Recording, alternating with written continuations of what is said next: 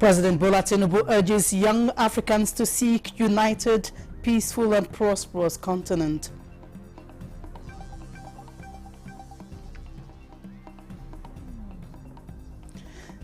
Eight victims of human trafficking repatriated from Côte d'Ivoire. The young women and girls who have just returned, we say welcome home.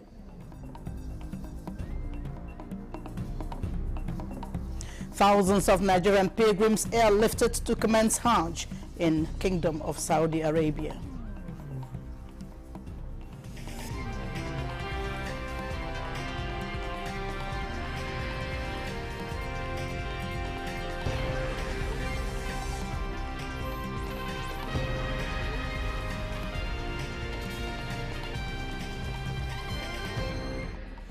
Hello and welcome to the news desk at 11 on NTA News 24. I'm Nancy Godi Angunehu. And now the news in full. President Bola Tinubu urges the next generation of Africans in science, technology, education, governance, entrepreneurship, and the arts to boldly contribute to a united, peaceful, and prosperous continent. Speaking are the guests of honor at the 25th anniversary of the Millennium Excellence Prize in Kumasi, Ghana. He highlighted the importance of collaboration among Africans in shaping their shared destiny. His message, delivered by Minister of State for Foreign Affairs, Bianca Ojukwu, emphasized that the renewed hope agenda aimed at transforming lives, fostering inclusive growth, and positioning Nigeria as a regional leader. Tinubu called on the African youth to champion excellence, embrace leadership through service, and invest in their development while promoting cross-border collaboration. He expressed gratitude to His Majesty Otumfuo Osei Tutu II for hosting the event, which has served as a beacon of inspiration since its inception in 1988.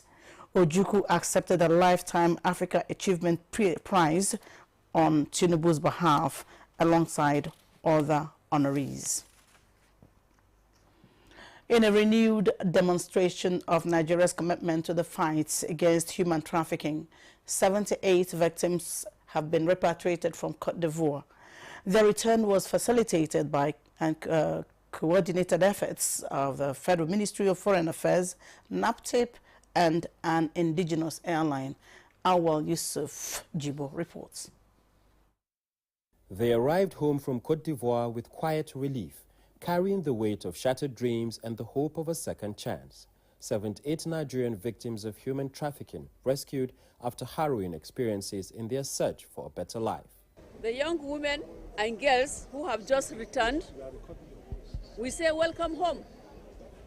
You were taken far from the safety and dignity you deserve. But today, you are back on Nigerian soil. And you are not alone.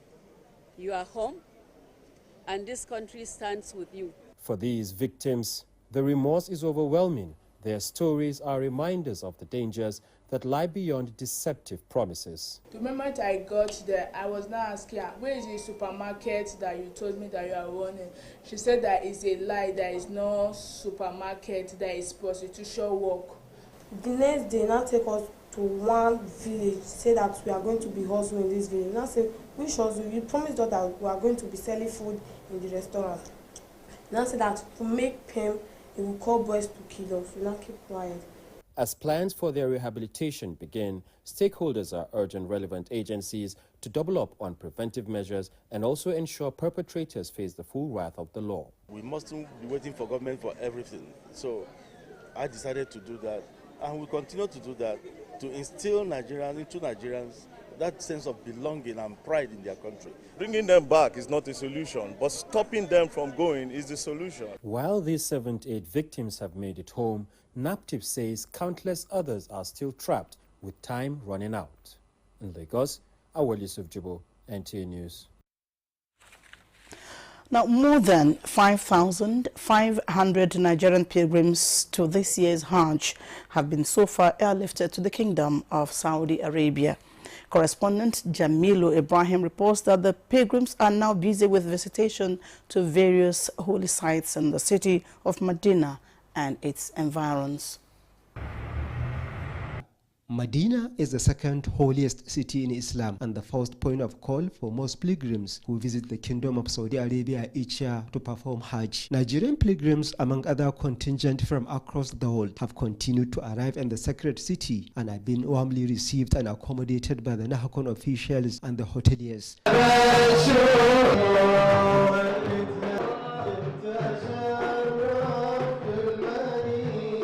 Having settled down for a while, the more than 5,000 Nigerian pilgrims currently in Medina have embarked on spiritual visitations to some prescribed holy sites within the city and its environs.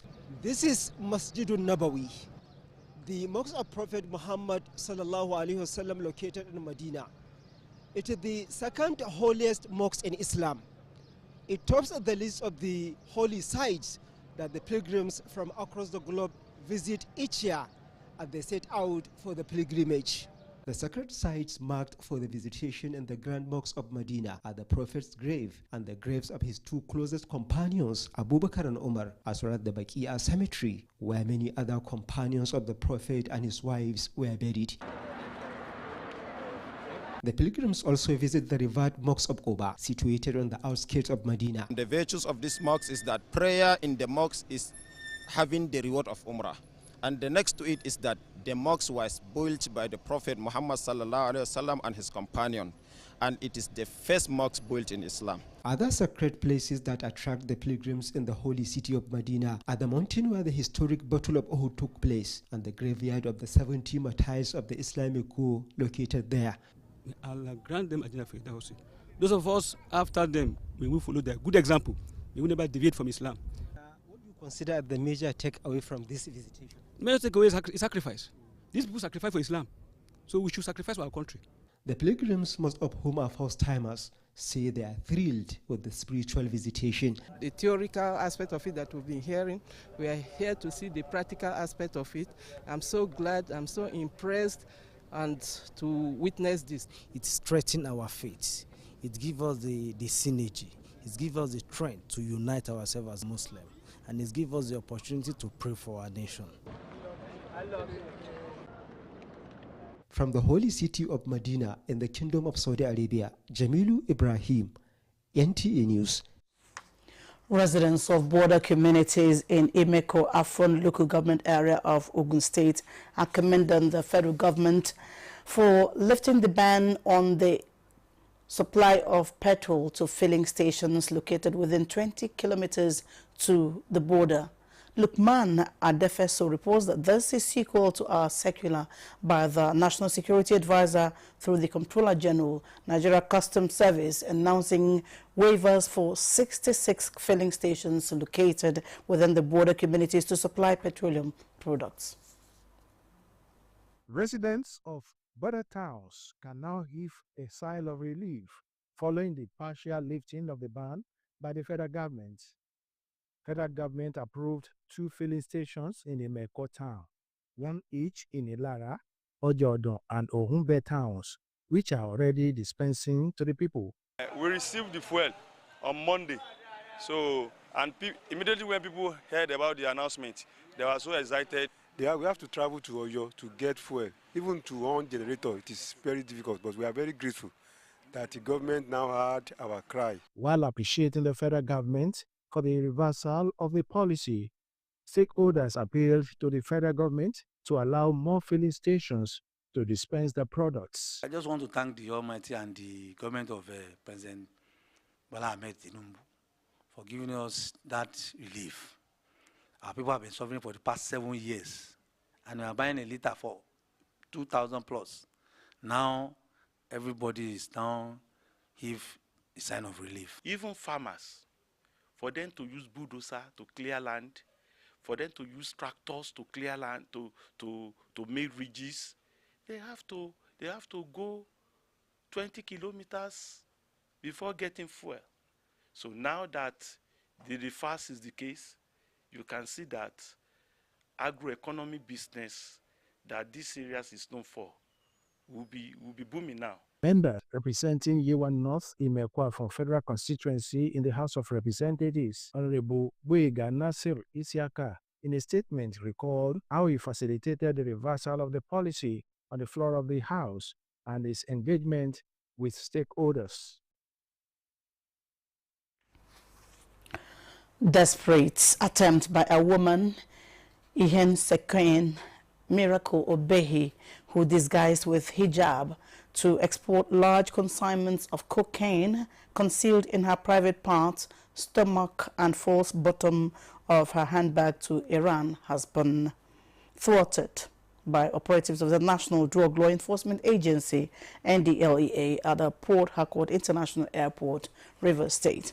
Obehi, who was dressed in hijab to beat security checks, was intercepted at the departure hall of the Port Harcourt Airport on Sunday, 3rd May 2025, while trying to board a Qatar airline flight to Iran via Doha. Following credible intelligence, she was found to have inserted 3 wraps of cocaine in her private part and 2 large parcels hidden in false compartments of her handbag, while she swallowed 67 pellets of the Class A drug.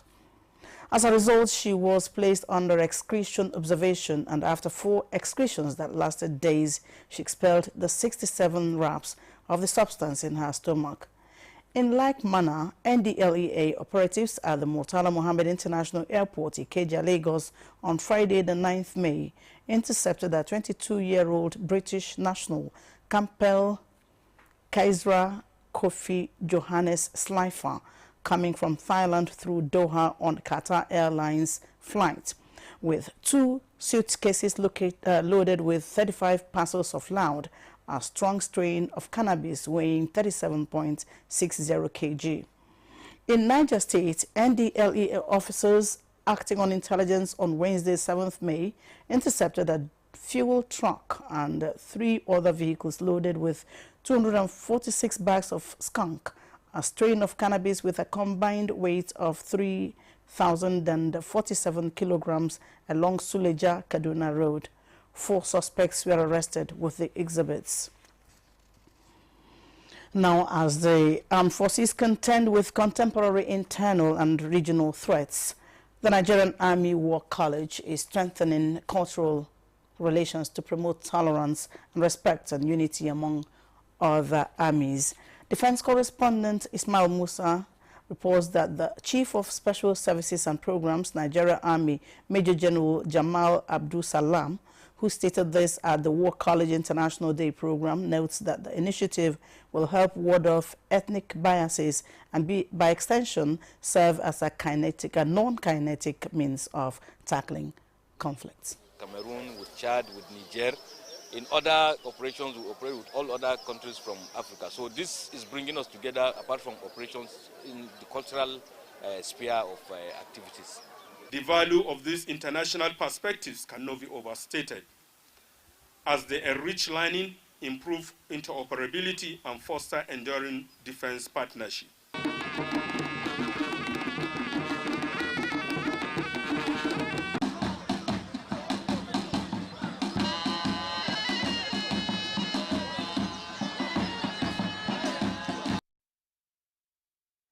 The Nigerian Army is optimistic that projecting civilian relations, communal dialogue, and shunning acts capable of negating national values will complement efforts of the government to rid the nation of criminal elements.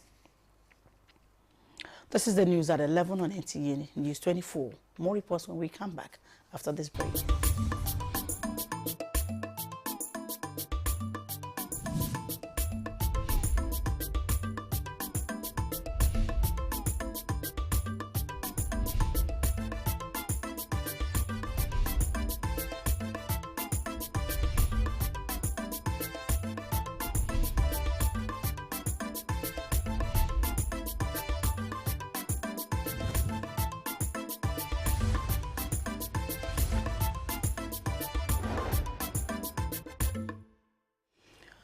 The APC Youth Leaders Network has commended the Minister of State for Defense, Bello Matawalle, for his remarkable contributions to national security, particularly in the Northwest region. The group, at a media briefing in Abuja, restated its commitment to truth, justice, and the preservation of democratic integrity that the APC stands for. They say the minister is a respected patriot whose legacy and contributions to national security, particularly in the Northwest, continue to uphold the visionary renewed hope agenda of President Bola Ahmed Tinubu. The group added that his tireless effort in coordinating local intelligence, devising effective defense strategies, and supporting counterinsurgency operations in the Northwest region have yielded verifiable and commendable results.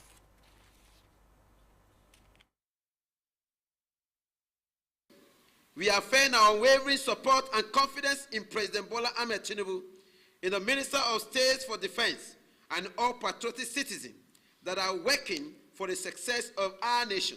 Bello Matawalle remains an epitome of service, an emblem of good leadership, loyalty, patriotism.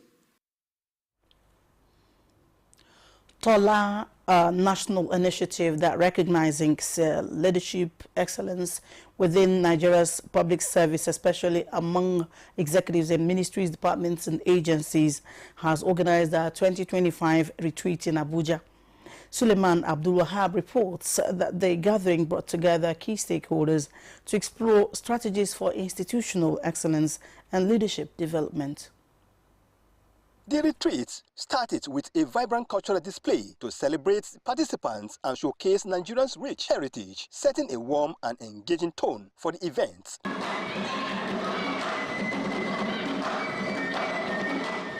It's all training on leadership. And at this age, well, whoever you are as a leader, you go through some mental challenges. So there's a doctor, a professional that was around to also educate them how they can manage their job and their health issues. This year's retreat featured keynote addresses, panel discussions, and workshops focused on leadership, governance reforms, and institutional transformation. Put the right people in the right position. Secondly, we provide leadership through exemplary leadership. And then thirdly, we ensure that we improve the capacity of our leaders. Hard work, dedication, truthfulness, straightforwardness, and cooperation. Tola honored public servants and community leaders who demonstrated innovation, ethical governance, and impactful leadership within their communities. Actually, my humanitarian services was not in expectation of an award. I am an egalitarian and, I've been doing it over time. Participants also engage in networking and knowledge sharing aimed at improving service delivery through transparency, accountability, and adaptive leadership. When God gives you opportunity to sit in any place, humble yourself first. And the second aspect of it is for you to be ready to work with the people that you are representing. The third aspect of it is to give them consolation of a better tomorrow. Outcome of 2025 Tola retreats are expected to support ongoing reforms and build a more effective public sector. In Abuja, Suleiman Tobu Abdul Wahab, NT News. President Bola Tinubu is rejoicing with the family, political associates, friends, and leader, and Pa Ruben Famuyide Fashoronti as he celebrates 99 years on earth. He says he has enjoyed extraordinary grace from God in attaining this age. Even when he appears frail due to old age, his mind remains active and sharp. President Tinubu describes him as undoubtedly one of the rare Nigerians who gave all to public service and served unblemished at every opportunity. Pa Ruben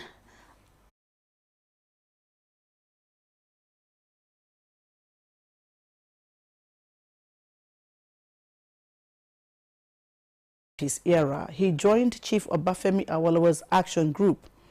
He later became one of the prime movers of the Unity Party of Nigeria, led by Chief Awolowo.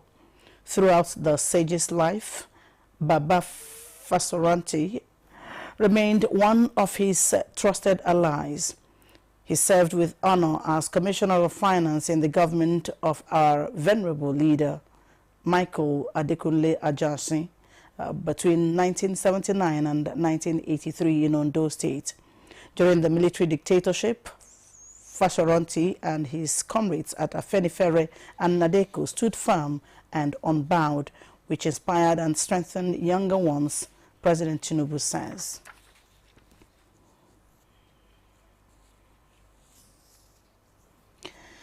In a major boost to primary health delivery, Jigawa State is making significant progress under the World Bank-supported Impact project. The initiative is driving critical upgrades aimed at providing round-the-clock healthcare services across the state. Mohammed Busa Akskira reports as a high-level delegation from Abuja visits Jigawa State to assess ongoing developments and implementation milestones. It is a new dawn for healthcare in Jigawa State as the World Bank's impact projects led by its technical team leader Dr. Olorunde commits a staggering $11 million exclusively to the state. The funding is aimed at upgrading 114 primary healthcare facilities and enhancing service delivery across the state. During a working visit from the World Bank team based in Abuja, Dr. Olorunde emphasized the project's mission to double healthcare service delivery, ensuring that qualified health workers are not only present in these facilities but also accessible to the people who need them most. Despite Jigawa not being among the 5 northern states with the highest maternal mortality rates, the state is not resting on its laurels. The Impact project has already yielded results, especially in maternal health, where the provision of mama kits, support for traditional birth attendants, and expanded immunization coverage are making measurable differences. Governor Umar Namadi says under his leadership, the state has employed over 1,500 new healthcare workers. In addition, temporary J Health staff are being paid well, with a clear plan to regularize their employment within the next year. The target given to Jigawa State for testing for malaria for under 5, IPT use among pregnant women, delivery by skilled birth attendants, early line use postnatal care. Within the last 3 months, the Jigawa State doubled their number, so they are meeting their targets. As at today, in